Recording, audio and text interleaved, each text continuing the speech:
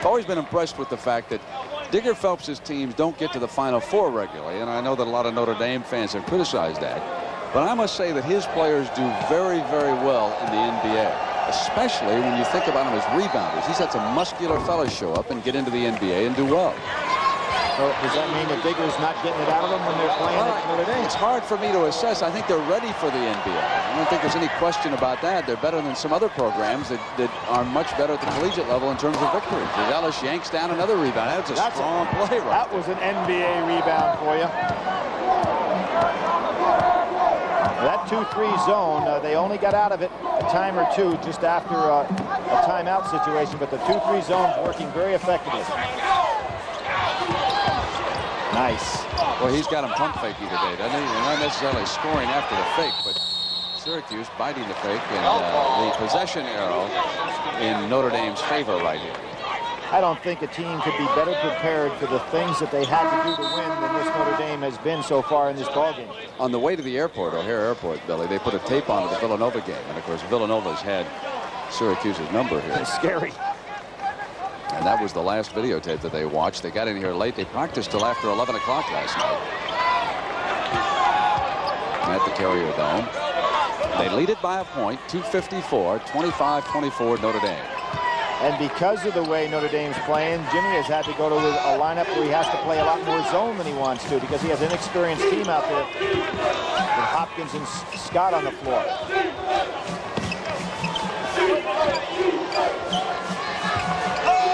And by playing zone, you can't force tempo. So Notre Dame can use the clock.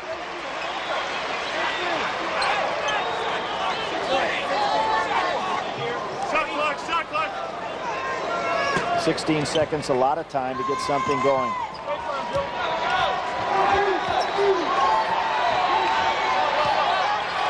Bennett forced one.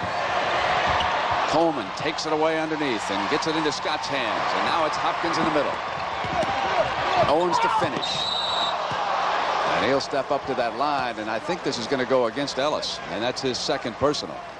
That's where Billy Owens is so tough. The spin move, and he altered the shot in the air, using his strength so well. Watch, here he goes with a spin 360, goes up with the right hand, realizes Ellis is there, and then just moves it off to the side without committing the offensive foul with the left hand.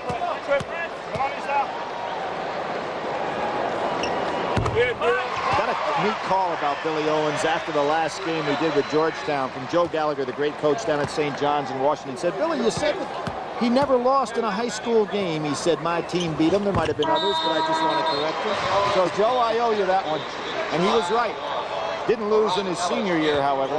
Leron Ellis with Hopkins sitting down for the Orange. Syracuse up by a point. 2-minute mark, first half. Crowd, around 31,000, 32,000 they estimate. Beautiful. Nice pass by the freshman to Ellis, and he'll come up to the free throw line.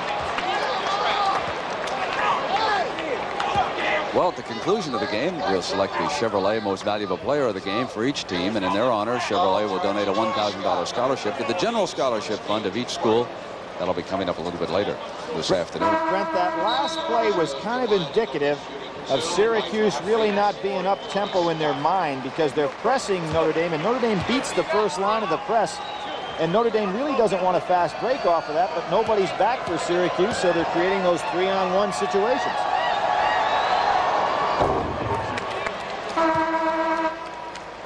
And Digger now is going to try to save Ellis a little bit because he's making a move going back to his bench. Remember, he's had Robinson down for a long time. He wants to play this first half just to get to the second. He's got Scott Paddock coming in, and he's going to come in for Ellis. So Digger figuring he's in pretty good shape here. He's only got 2 minutes to go, so what he's counting on Paddock and Tower to do is just hold their own for the next 2 minutes. And look at where the zone is. Stevie Thompson is top of the key.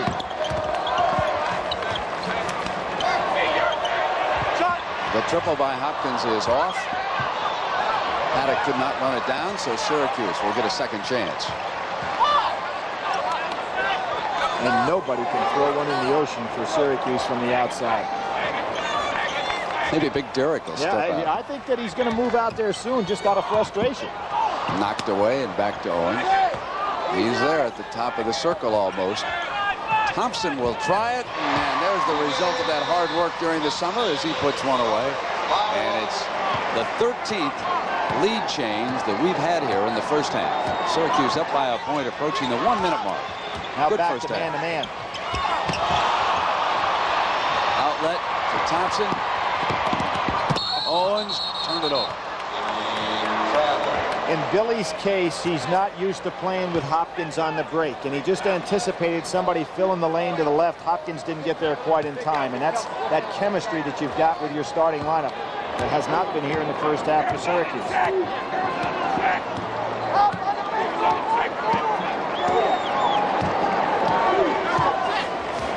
Notre Dame would like to hold it for the last shot. They can't. They'll have to give it up at least once. Williams bangs one in from the outside. His second field goal of the first half. And if you're Jimmy, you want to get one shot here, because if you take a quick one, Notre Dame will hold it for the last shot. So it's no advantage to try to put it up and get it back quickly. Syracuse not shooting well in the closing minutes here of the first half. They've only hit 2 of their last 10 shots from the field. Shot clock and time clock were almost in sync there at the 45-second mark. So I think they need to get the ball to Stevie's hands for that last 10 seconds. Hopkins takes it all alone. Gives Syracuse a lead. Notre Dame has time, 5 seconds to work with. And Syracuse will take a lead into the locker room. At halftime, it's 30-29. Andrea Joyce will be coming up with the road to the Final Four after this message and a word from your local station.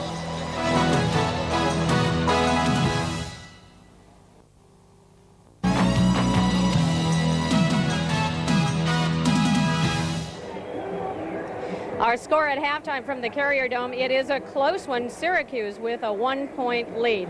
Hi again, everyone. I'm Andrea Joyce. Welcome to the road to the Final Four. We are going to quickly bring you up to date on some scores from around the country. Number 1, Kansas is trying to rebound from a loss earlier this week to Missouri.